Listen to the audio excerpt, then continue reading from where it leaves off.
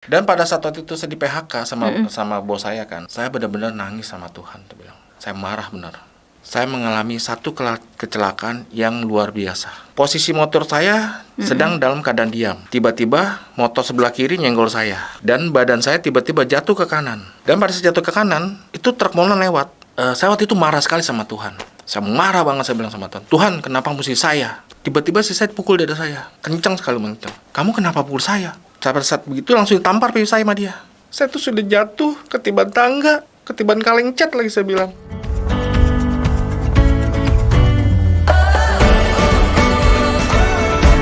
Hai, GMCC apa kabar? Kali ini ketemu lagi dengan saya dan berjumpa di podcast GMCC Berdampak. Hari ini kita akan berjumpa bersama-sama dengan narasumber saya yang akan membagikan kehidupannya yang cukup luar biasa. Dan mungkin kita juga akan bisa belajar dari Bapak siapa? Fran Rusli. Ya. Pak Frans, apa kabar? Baik, luar biasa. Luar biasa. Salam kenal ya Pak. Ya, baik Bu. Salam kenal buat para pemirsa juga ya. Oke. Ini kan kemarin ada dengar gitu ya kisahnya Bapak kayak istilahnya udah dalam kondisi sulit terus sudah jatuh, terus jatuh lagi, terus ketimpa tangga, terus ke lindes gitu ya. Betul ya, kabarnya kayak gitu ya. Tapi saya mau tahu, maksudnya sebelum ada kisah itu gitu ya, sebenarnya Bapak sebelumnya mungkin Bapak bekerja di mana, terus mungkin ada yang Bapak lakukan sebelum kejadian itu ya, kejadiannya agak-agak drastis gitu ya. Boleh nggak cerita sedikit Pak? Jadi sebelumnya saya kerja di satu perusahaan yang besar. Yang kalau saya bilang tuh perusahaan yang cukup besar. Selama 14 tahun saya kerja di sana. Dulu diri saya tuh sombong dan galak. Udah galak, belagu lagi. Itu kalau saya lihat tuh, yang saya dulu tuh saya nggak suka lah. Jadi kalau saya lihat anak buah saya nggak masuk target sekali sebulan aja, pasti habis saya maki-maki. Gitu ya? Bukan saya tegasin ya, tapi saya maki-maki. Jadi setiap anak buah saya yang berbuat salah pasti habis sama saya semua. Oh gitu. Terus Bapak? Dan kemudian pada saat COVID berjalan, COVID kan sedang berjalan waktu itu di tahun 2020 ya. Ya, 2020 lockdownnya itu di bulan Maret ya, seingat saya. Saya waktu itu ditendang. Ditendang apa yang beneran tenang nih? Ya, benar dikeluarin. Di PHK maksudnya ya? Dan pada saat waktu itu saya di PHK sama bos saya kan. Saya benar-benar nangis sama Tuhan. Saya bilang, saya marah benar. Saya sampai nangis di parkiran waktu itu. Telepon teman saya sampai nangis, saya bilang. Nah pada saat begitu tuh berjalanlah progres saya. Saya coba cari sini pakai motor karena mobil saya udah nggak ada kan. Udah saat itu perusahaan. Jadi kondisinya waktu pas sudah di PHK, apakah cuman Bapak saja atau banyak beberapa orang? Saya doang yang pecat. Saat itu? Ya. Jadi saya waktu itu pada saat sudah dipecat, saya langsung mencoba bangkit sendiri ya. Saya coba naik motor waktu itu karena nggak ada mobil. Saya naik motor untuk cari orderan. Memang dapat orderan tapi nggak banyak. Ini Bapak coba memulai usaha baru ya? Iya, usaha baru. Setelah keluar jadi tidak terpuruk lah ya, tidak mengasihani diri tapi betul. Mau berusaha. Pada tanggal 22 Desember 2020. Saya mengalami satu kecelakaan yang luar biasa. Kecelakaannya saya cerita sedikit tentang kecelakaan saya. Posisi motor saya di Cikarang Serang sedang dalam keadaan diam. Tiba-tiba motor sebelah kiri nyenggol saya. Dan badan saya tiba-tiba jatuh ke kanan. Dan pada saat jatuh ke kanan, itu truk molen lewat. Pas kaki saya di bawah bannya dia gitu kan. Bukan terlindas ya. Dia truk molen tuh lewat, jadi bannya itu diam di atas kaki saya. Sampai kaki saya yang sebelah kanan tuh mata kaki saya hilang. Dan sebelah kiri saya pakai pen, patah. Ini masih pakai pen, sampai sekarang masih pakai pen. Saya nggak tahu kenapa nggak dicabut-cabut sama dokter nih. Ternyata mungkin untuk kesaksian saya gitu kan. Pakai pen, kaki kanan, mata kaki saya hilang. Jadi kalau Cici naik mobil itu kan pasti kan enak tuh begini Ci, kaki kan ada mata kaki kan. Kaki saya naik mobil begini doang. Kayak gitu. Masih bisa nyetir? Masih bisa nyetir. Saya tadi kemarin naik mobil kan. Kemudian Saya waktu itu marah sekali sama Tuhan. Saya marah banget, saya bilang sama Tuhan, Tuhan kenapa mesti saya? Saat itu masih sombong sama Tuhan benar. Saya masih merasa di situ masih merasa hebat depan Tuhan. Oke. Masih banyak loh orang berdosa lebih parah daripada saya. Kenapa saya mengalami seperti ini? Dan kemudian ada satu orang ya yang saya bilang tuh dia tuh orang yang menolong saya gitu kan. Pada saat kaki sepatu dia membantu saya masuk ke rumah sakit RS Mayapada, sampai saya dibiayain sama dia gitu kan. Kemudian dia WA gini ke adik saya, kakinya Koko akan dipakai Tuhan untuk kemuliaan nama Tuhan. Oh. Saya masih ingat kata-kata itu Ci, benar. Saya masih ingat sekali. Kemudian saya waktu itu belum tangkepin apa maksud Tuhan sih, kenapa mesti saya gitu. Saya masih marah. Kemudian pada saat saya lagi belum bisa jalan ya, kan kaki saya kiri kanan patah, nggak bisa jalan kan. Jadi pada saat kaki saya patah itu, saya tuh kalau ke dokter tuh harus digotong sama orang. Saat itu ya? Ya, digotong, dibawa ke kursi roda, dibawa lagi ke mobil. Di rumah sakit juga digotong lagi ke kursi roda. Ke dokter juga digotong lagi. Jadi saya benar-benar nggak bisa jalan sih, benar. Seperti itu. Gimana perasaannya waktu pas digotong, Ya terus? itu, saya merasa kayaknya kok masih marah saya waktu itu sama Tuhan, benar. Masih marah benar. Tapi pada saat bulan kedua ya, pada saat saya lagi telepon teman bisnis saya kan, istri saya mau mandiin saya kan, dia marah sama saya, Papi, itu cepet dong teleponnya, saya tuh mau mandiin kamu gitu kan. Saya bilang nanti dulu gitu. Tiba-tiba si saya pukul dada saya, kencang sekali kencang. Terus kamu kenapa pukul saya? Pada saat begitu langsung ditampar pipi saya sama dia. Tepak. Bayangin nih waktu itu kan saya sebagai laki-laki kan, pemimpin keluarga itu gitu kan. Saya dipukul dada saya dan ditampar sama istri saya. Saya berasa sakit hati banget itu benar. Makinlah saya benci sama istri saya. Sudah itu terjadilah debat antara mama saya sama istri saya gitu kan. Jadi istri saya langsung meninggalkan saya. Pergi. Oke. Saya tuh nangis sama Tuhan waktu itu, saya bilang ini. Saya bilang, Tuhan, kenapa saya mesti seperti ini ya Tuhan? Saya tuh sudah jatuh, ketiban tangga, ketiban kaleng cat lagi saya bilang. Kenapa mesti saya seperti ini ya Tuhan? Kemudian di bulan kelima ya, saat itu masih marah sama istri saya. Tapi tiba-tiba hati saya seperti ada yang menginginkan saya untuk pergi ke Jonggol, ke rumah saya kan di Jonggol kan. Kemudian bawa anak saya. Oh, anaknya ditinggal? Ya, anaknya tinggal gitu kan. Bareng sama bapak? Iya, untuk nemuin istri saya. Saya langsung ngomong gini, loh yang salah kan dia. Kenapa mesti saya minta maaf gitu kan? Kenapa saya mesti ngampunin dia? Harusnya dia dong minta maaf saya. Tapi di hati saya tuh seperti ada yang bicara gitu, Ci. Ada yang ngomong, kamu harus pergi ke sana dan mengampuni si kamu. Kamu bawa anak kamu ke sana. Saya sempat mikir, ya Tuhan. Akhirnya pada satu hari saya pergi ke sana langsung ke rumah saya Jonggol. Waktu itu saya ingat banget, bensin saya tinggal 2 strip. Saya naik mobil Sigera kan. Bensin saya tinggal 2 strip. Dan saya waktu itu masih jalan pakai tongkat yang kejemuran. Kayak nenek-nenek lah. Iya. Karena masih latihan belajar jalan ya. Saya langsung naik ke mobil saya. Langsung saya jalan ke Jonggol. Saya bawa mobil langsung ke istri saya Jonggol. Dan bensin tinggal 2 strip. Uang saya waktu itu megang 70.000. Saya langsung ke rumah saya sampai sana. Saya turun. Udah turun jalannya susah lagi, sempit jalannya. Saya turun itu masih pegangan seperti ini ya. Ini kan mobil saya, misalnya mobil saya.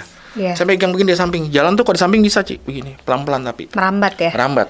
Oke. Merambat. Kemudian begitu sampai di pintu rumah saya langsung buka. Buat pembantu saya jalan, yang kejemuran itu, Ci. Tak saya buka, saya jalan langsung ke pintu. Saya ketok pintu. Ya disitulah terjadi pemulihan antara saya sama istri saya. Saat itu anak saya kan. Pemulihan antara ya istri saya dan saya gitu kan. Oke. Karena saya udah ngampunin dia. Tapi nggak dari situ juga, Ci. Pada saat bulan kelima nih, jalan bulan saya telepon pulang dari Jonggol kan bensin tinggal 2 strip tuh. Saya balik pulang, saya sempat minjem sama mama saya. Mah pinjam duit dong mah, bensin tinggal dikit nih. Mama saya juga nggak ada duit waktu itu. Pas sampai dari Jonggol ke Binus itu kan, bensin saya kedap-kedip sampai rumah saya. Tinggal 2 strip, Ci. Dan duit saya itu yang 70.000.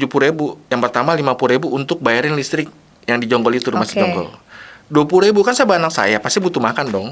Saya beri makan buat anak saya. Poinnya gini, saya bisa balik dengan bensin 2 strip. Saya sampai bingung waktu itu, Ci, benar. Sampai bingung banget lah.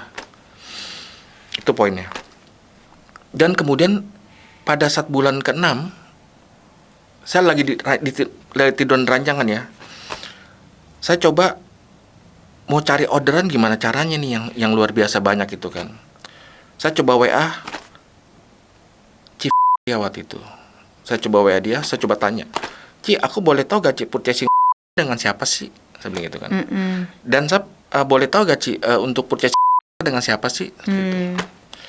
Kemudian Ci jawab gini, kamu mau ini gak? Mau join sama saya gak? Oh mau dong Ci, saya bilang gitu kan. Dikirim tuh gambar platformnya dia, gambar produknya dia kan. Kalau kamu mau jualin barang juga boleh, kata gitu kan. Boleh sama dong Ci gitu kan. Nah di situ tuh saya udah merasa seperti ada nafsu gitu untuk kerja lagi kan. Oleh semangat. Semangat. Iya. Besokannya jam 8 pagi anak buahnya itu telepon saya. Oke. Langsung ngajakin kerjasama. Karena kaki saya belum sejalan kan. Masih pakai tongkat yang kejemuran gitu kan. Di bulan ke-6, pas bulan ke-6 itu kalau nggak salah di pertengahan bulan ya. Saya langsung datengin kantornya. Akhirnya sudah terbuka tuh berkatuan dari berkatuan kepada saya. Sampai hari ini? Sampai hari ini. Tadi kan saya dengar nih ceritanya ya, ada pemutusan hubungan kerja, terus akhirnya kecelakaan. Padahal itu lagi mau bangun usaha ya, karena udah tidak ada pekerjaan gitu ya, terus mau memulai sesuatu gitu ya. Udah kecelakaan, terusnya akhirnya nggak jadi juga kali ya untuk mulai bisnis gitu ya. Akhirnya jadi ya tambah drop lah ya, tambah banyak masalah lah intinya. Tiba-tiba juga ditinggalin istri gitu ya. Iya betul. Apa Pak yang dipelajari dari kasus apa yang dialami sama pribadinya? Jadi gini, Pak Frans. waktu itu Tuhan kasih saya satu firman, Matius 18 ayat 3. Lalu berkata, aku berkata kepadamu, sesungguhnya jika kamu tidak bertobat dan menjadi seperti anak kecil ini, kamu tidak akan masuk dalam kerajaan surga. Itu poinnya, Ci. Kenapa kok Bapak ditegur sampai ada ayat itu? Maksudnya apa yang Bapak alami, apa yang Bapak rasakan? Pada saat saya mengampuni istri saya kan seperti anak kecil, Ci, waktu itu. Cici tahu gak, anak kecil kalau berantem nih antara anak satu sama anak B, nggak lama kemudian 5 minggu pasti baik lagi. Betul gak? Makanya Tuhan Yesus kenapa mendorong saya untuk bicara seperti ini? Ingin kita polos seperti anak kecil. Oke. Jadi kita tuh harus seperti polos. Dan nggak boleh marah sama orang tuh lama-lama. Ampuni saja. Oke, Bapak lepaskan saja. Kalau kita dicolong sama orang, udah biarin aja kasih. Itu yang Tuhan mau. Oke. Kemudian ayat berikutnya, sedangkan barang siapa merendahkan diri dan menjadi seperti anak kecil ini, dia akan terbesar dalam kerajaan surga. Saya kan kerja tiap hari jadi sales, Ci. Yang terakhir nih? Iya, yang belakang ini kan, baru ini kan. Saya selalu merendahkan diri. Saya nggak pernah ngomongin diri, benar. Saya selalu nunduk depan dia. Bisa saya ketemu customer satu, saya bilang, Pak misi ya Pak, maaf ya Pak, tolong bantu saya Pak, gitu, seperti itu. Dan kalaupun customer saya salah, dan saya benar nih, saya nggak akan debat dia. Saya akan minta maaf. Iya Pak, berarti Bapak benar, saya minta maaf ya Pak, seperti itu. Jadi ini berubah nih dari yang dulu sombong banget, dulu, gayanya belagu. Tuhan rubah seperti ini sekarang. Itu yang Bapak dapat ya, pengalaman hidup dan kejadian-kejadian ini membawa kebaikan buat Pak Frans ya. Betul. Oke. Dan ada satu lagi, Ci, mujizat yang luar biasa di Tuhan. Setelah kaki saya udah bisa jalan ya. Jadi gini, pada saat jadi sebenarnya saya ada masalah juga sama mama saya. Waktu kaki saya masih pakai satu tongkat yang kayak satu tongkat itu kan. Saya waktu itu diusir. Sama mama? Mama. Kenapa? Masalahnya waktu itu istri saya datang ke rumah kan. Saya tuh masih benci sama dia. Kapan nih? Waktu pas saya sudah minta maaf kan ya. Pemulihan kan terjadi. Istri saya datang. Masih ada sedikit kebencian gitu kan, masih ada kebencian kan. Terus kemudian, sudahlah kamu keluar berdua lah. Saya ngusir mama saya waktu itu kan. Waktu itu rumah mama saya kan. Akhirnya mama saya marah sama saya. Sudahlah kamu keluar sana. Lalu saya berpikir lagi, kenapa saya seperti ini lagi ya? Kemudian saya melepaskan pengampunan untuk mama saya. Hmm. Jadi intinya gini, kalau kita mengampuni orang-orang yang bersalah kepada kita, yang kita tuh seperti anak kecil, Tuhan pasti buka berkat, Ci, benar. Pada saat saya ngampuni mama saya ingat banget tuh, saya dapat lagi satu proyek yang seperti membalikan telapak tangan. Nilai 175 juta. Customer waktu itu udah gak mau PO sama saya. Setelah saya maafin mama saya, besokannya saya tanya sama ternyata dia PO. Sampai teman saya kaget.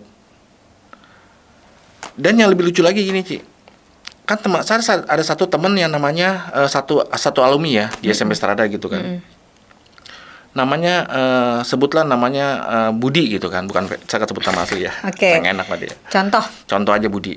Budi itu Budi itu belum menikah, umurnya sama kayak saya 43 tahun. Saya sering bercanda di grup gitu kan. Lu aja belum nikah gitu kan. Udah merasa tersinggung, dia marah sama saya. Dia waktu itu sampai marah-marah sampai bilang gini, ingat ya Fran, kamu akan patah kaki kamu kedua kali katanya. Saya bilang, ya Tuhan, kok begini omongan teman dekat saya gitu loh. Kok bisa keluar kata seperti itu. Nah setelah saya maafin dia, dapat lagi proyek, Ci. Saya dapat proyek dengan nilai 1000 piece palet plastik. Budi, saya maafin kamu. Ayo kita ketemu lah ngopi-ngopi bareng. Oke. Waktu itu disebutin kaki saya patah 2 kali loh, Ci. Dia bilang ini, Tuhan akan bikin patah kaki saya 2 kali. Sampai saat itu, Tuhan Yesus, saya bilang kenapa seperti ini ya. Nah, saya dapat proyek palet itu ya. Saya baru kenal orang itu 1 hari. 1 hari saya baru kenal. Setelah seminggu, orang itu langsung telepon saya. Pak, kita mau beli palet itu, kita bayar cash ya. Maksud Bapak apa ya? Kita bayar cash dulu ke Bapak. Kok bisa gitu ya?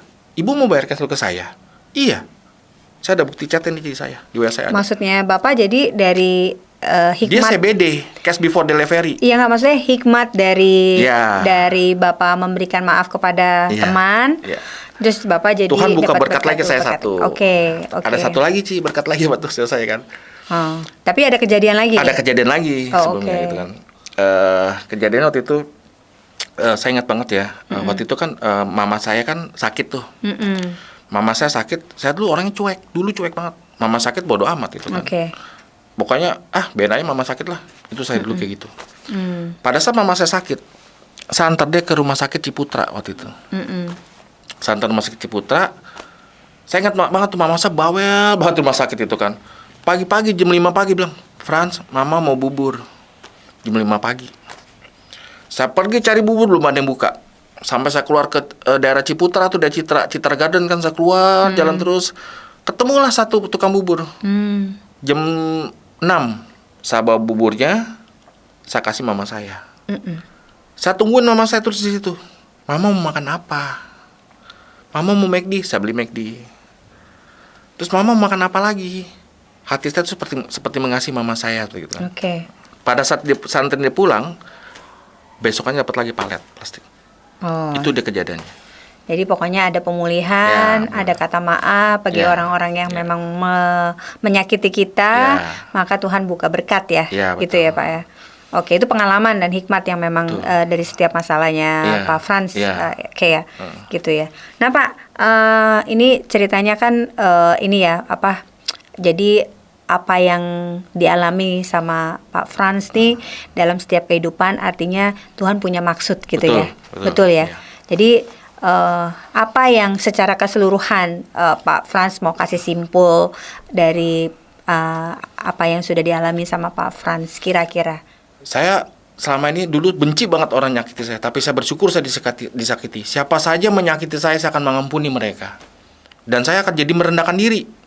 Saya ketemu customer juga merendahkan diri, ketemu siapa aja merendahkan diri, dan bahkan ketemu adik saya juga saya merendahkan diri sama dia. Sebenarnya kita waktu itu sempat mengalami goncangan ekonomi juga. Oke. Tapi ya puji Tuhan sih, di balik kesulitan pasti ada kemudahan. Amin. Waktu itu saya juga bingung ya, kenapa nyumbang saya sampai 2 juta gitu kan. Dari semua orang. Dari orang-orang yang saya nggak kenal dan dari teman-teman saya. Itu dari kecelakaan? Dari kecelakaan. Oh oke, luar biasa. Berarti itu adalah kejadian yang dibalik kecelakaan, tapi ada mujizat di situ. Betul, ya. Itu kunci seperti itu, Ci. Jadi Tuhan rubah saya seperti itu dia. Jadi jangan takut dengan kalau ada orang yang menyakiti, Betul. mungkin ada musibah yang terjadi Betul, dalam kehidupan betul, kita, betul, penderitaan yang datang di hidup kita, itu sebenarnya Tuhan punya maksud atas kehidupan kita ya. Betul sih. Antara kita mau dibentuk dari karakter kita, mau diperbaiki setiap karakter kita, dan karakternya menjadi lebih baik gitu ya. Itu yang Tuhan maksudkan untuk setiap kehidupan kita ya. Penderitaan itu membawa berkat gitu ya. Betul sih. Gitu ya Pak ya. Jadi kalau saya sekarang doa nggak minta berkat lagi sama Tuhan. Saya sekarang doa gini, Tuhan, apa yang kau ingin aku lakukan untuk Engkau? Tuhan, tolong ajarkan aku pada hari apa yang kau ingin ajarkan pada aku, seperti itu sih. Jadi poinnya seperti itu. Saya udah nggak minta berkat sama Tuhan karena saya tahu Tuhan pasti mencukupi sebuah kebutuhan saya. Jadi apapun yang terjadi dalam kehidupannya Pak Frans atau kita semua, bahwa penderitaan pun bisa mendatangkan berkat, bahkan bukan hanya berkat yang dicari gitu ya, justru ya udah jadilah sesuai kehendak Tuhan gitu ya Pak ya. Betul. Ada pesan yang lain yang Bapak mau sampaikan ke mungkin teman-teman atau sahabat atau pemirsa atau yang sedang menyaksikan podcast kita, mungkin mereka yang kena musibah dan lain sebagainya, silakan Pak. Saya cuma ingin membacakan satu ayat saja. 2 ayat. 3 deh. 4 juga nggak apa-apa. 3 ayat aja. Baca tadi ya, Matius 18 ayat 3. Lalu berkata, Aku berkata kepadamu, sesungguhnya jika kamu tidak bertobat dan menjadi seperti anak kecil ini, kamu tidak akan masuk ke dalam kerajaan surga.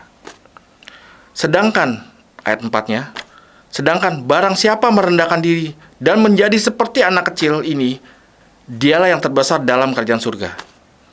Dan barang siapa menyambut seorang anak seperti ini dalam namaku, ia menyambut aku. Sudah itu aja cukup. Amin. Oke pemirsa, itu dia dari narasumber kita Pak Frans, bahwa hari ini ya dengan podcast ini kita belajar bahwa apapun yang Tuhan rencanakan dalam kehidupan kita itu semuanya adalah baik, karena rancangan Tuhan adalah rancangan yang penuh dengan damai sejahtera dan bukan kecelakaan. Oleh sebab itu, apapun yang kita hadapi, baik itu musibah atau mungkin ada orang yang menyakiti kita atau apapun, pasti akan mendatangkan sesuatu yang baik dalam kehidupan kita. Jadi jangan khawatir dan jangan pernah takut, bahkan jangan pernah menolak atau jangan pernah yang namanya ngedumel.